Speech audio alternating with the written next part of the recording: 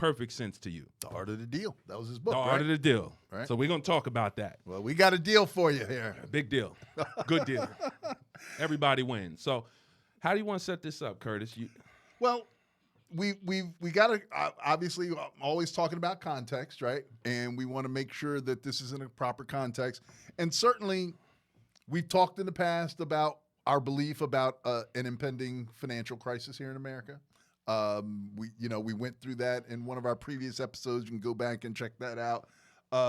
We also believe some spiritual things that are happening right now with regard to America and the impending judgment against that for things that we've done in here in the past.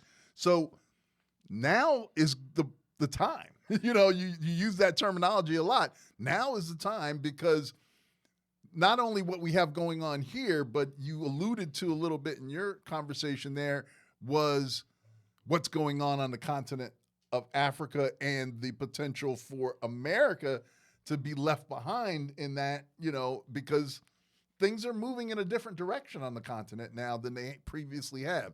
So if you're not paying attention to what's going on there, it's very easy for America to slip in its global position as far as what kind of partnerships are available to them on the continent, and being able to take advantage of those resources there, leverage those resources. So absolutely, the time is now, because the global landscape is changing from what it used to be.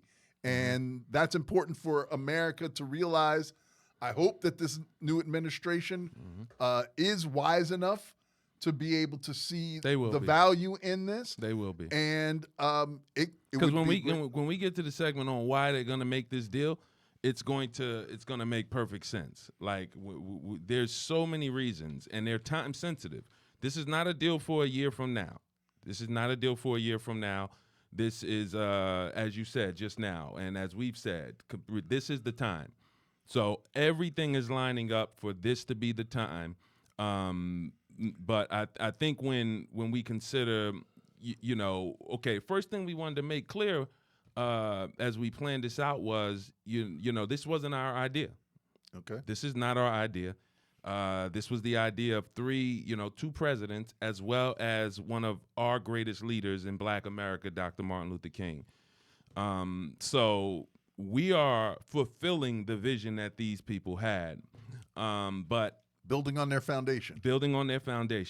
Perfectly said. Mm-hmm. And some of you may be familiar with Liberia and what was done, and I want to put myself in your shoes, and I could relate to some people here, because I didn't even know a year ago, had you asked me what continent Liberia was on, I wouldn't have been able to tell you.